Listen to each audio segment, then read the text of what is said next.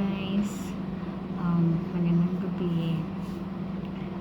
Last night, sinabi ko yung about sa papillary thyroid carcinoma ng findings ng anak ko, yung diagnosis sa kanya.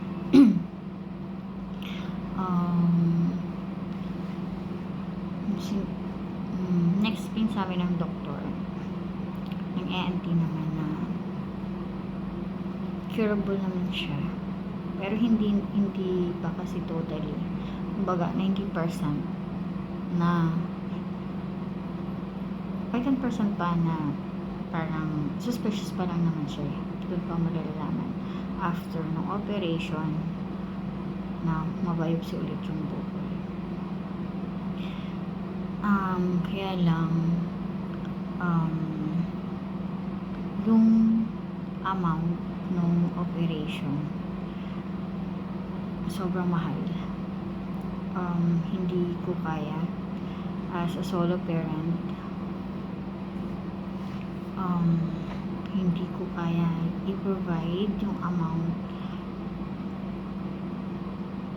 para sa operation ng anak ko. So humingi ako ng tulong. My best friend post it in social media asking for help kasi yung sa akin lang is worth 200,000 pesos. 200,000 pesos. Pero baka more than that pa.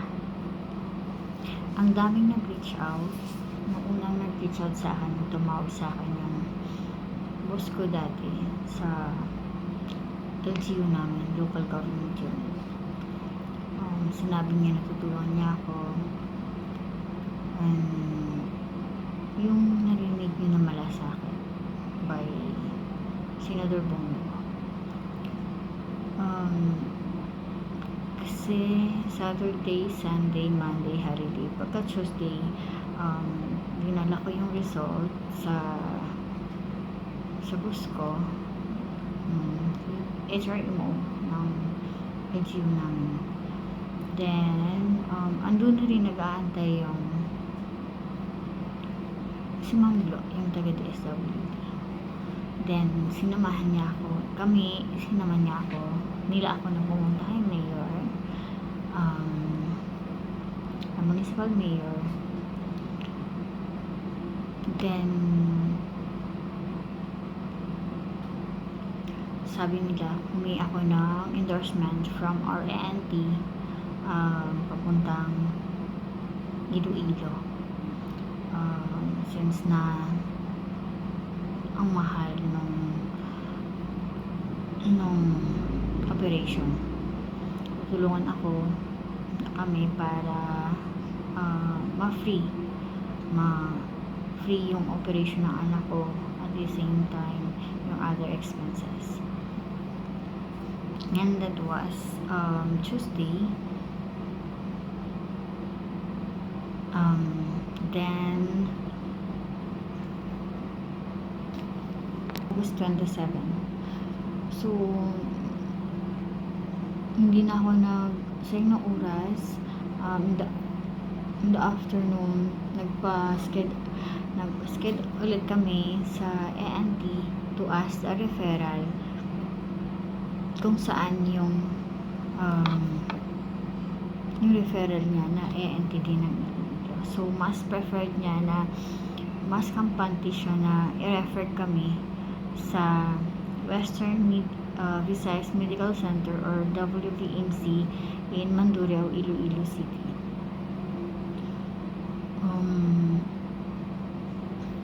Then pumunta kami ng Thursday, August 29.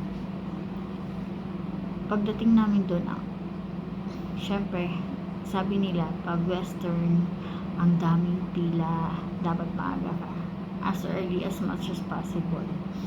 So dumating kami doon na mga past 7. So ka-open lang, as in nung makita mo ang daming tao, ang daming pila, parang parang hindi ka natutuloy. Pero sa una lang pala yun, sa impression mo lang yun, sa una lang pala yun.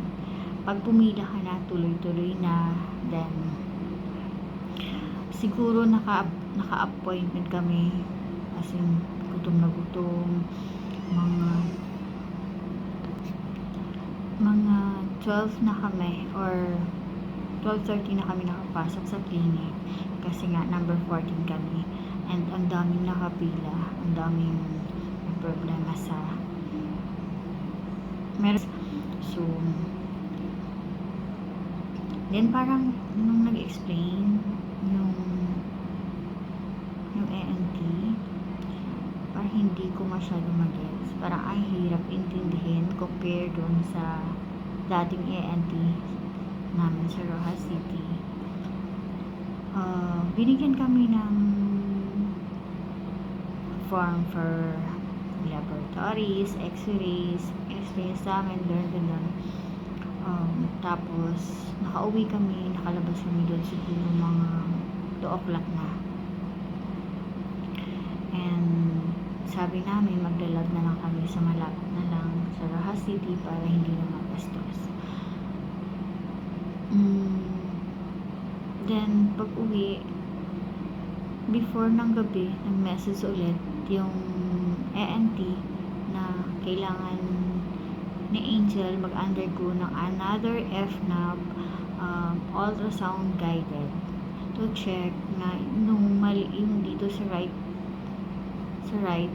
na nodules na parang i-compare dun sa old ultrasound, sa unang ultrasound niya.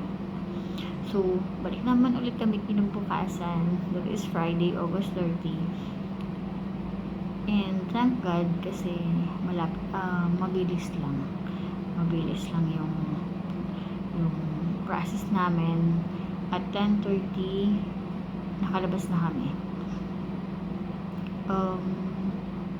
Nag-process lang kami ng nagpasked lang kami ng kanyang ultrasound and FNAB schedule, and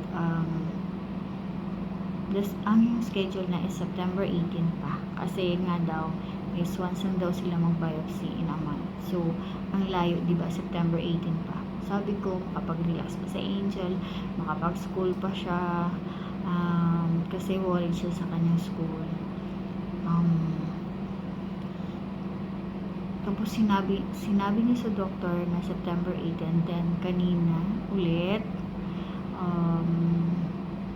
nag-message naman yung doctor niya na yung ENT niya na kailangan namin bumalik ulit as soon as possible. So sa Monday ulit babalik naman kami doon for the 3rd time kasi meron daw siyang i-discuss. And yun naman po. Yun yung first and second journey ni Angel ng kanya thyroid carcinoma. Sana po ay samahan nyo kami with a prayer for Angel na sana everything maging okay, and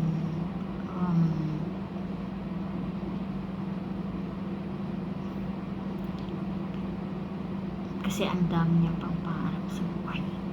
Thank you everyone, and this is the only way na malabas ko yung nararamdaman ko, yung kung ano yung sa isip ko. Mahirap kasi pag isa ka lang, pag solo parent ka, pag nanay at tatay ka sa mga anak mo.